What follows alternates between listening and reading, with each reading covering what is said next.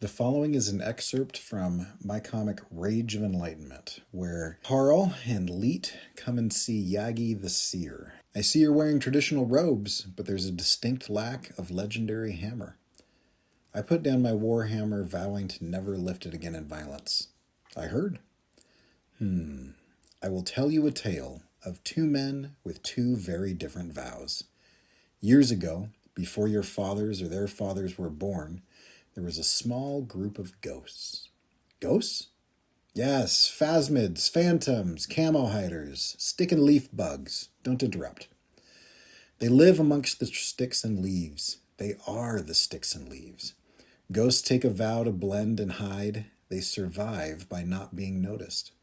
They're not typically strong or fast, but in their own way, they are beautiful. Nearby, young love was blossoming. A grasshopper was courting a butterfly. They were an unlikely but beautiful couple. When they flew together, always low to the ground because grasshoppers cannot fly very long, their vibrantly colored wings lit up the surrounding leaves. As they fluttered and flitted by the hidden ghosts, the tallest stick bug was struck with jealousy at the reactions to the young couple's beauty. He was long and strong and felt that it was a shame that people didn't know it. Tired of hiding, he set out to become famous. His fame brought him wealth, and his wealth brought him fame. No longer hiding, he dressed in flashy clothing and shiny jewelry. All eyes were on him everywhere he went. Weeks passed, and the butterfly grew tired of always flying close to the ground. She was light and longed for the feeling of gliding along the currents of the air. One morning she woke next to her lover and looked at his bulky, spiked legs next to her dainty, slender stems, and she left, gliding on the wind higher and higher. Nearby, the tallest stick strutted by his old hiding spot, and the rest of the young ghosts forgot their vows and came out of hiding.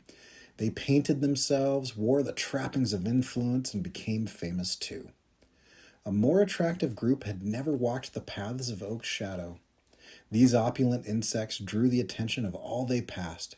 People sought them out just to see their extravagance on display.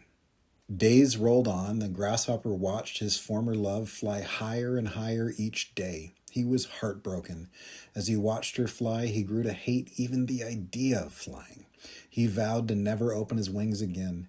He would live a solitary and grounded life, walking everywhere he went.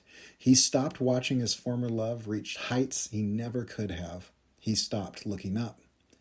Just as he looked down, she broke the canopy and saw above the trees.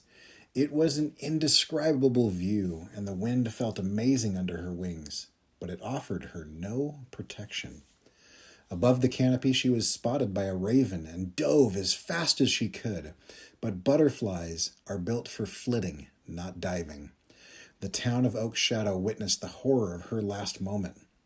Then the bird set its void black eyes on the brightly painted ghosts. Instinct kicked in, and people jumped and scattered. The grasshopper crouched, preparing to jump and flitter to safety, but he had made a vow, and he intended to keep it.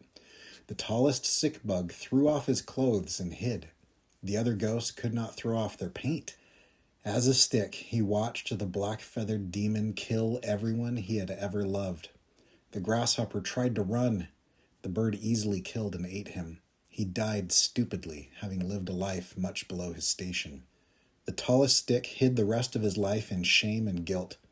In the end, he died of old age, safe, and completely alone. There are some vows you should never make, and some you should never break. But when I pick up that hammer, people die. People will die whether you lift the hammer or not. The difference is that without that hammer in your hand, you have no say in who lives and who dies. You're telling me that I should break my vow? I'm telling you, giant hardshell, that grasshoppers are not suited to running, young men's vows do not always serve old men well, and selfishness can get a lot of people killed. So Murdoch, bring your hammer. So that was from Rage of Enlightenment, my comic about a group of insects that are fighting against unethical practices of a local magnate who is trying to expand his business through anti-competitive practices.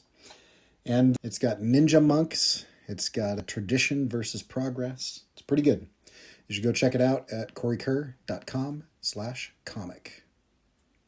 Go make stuff.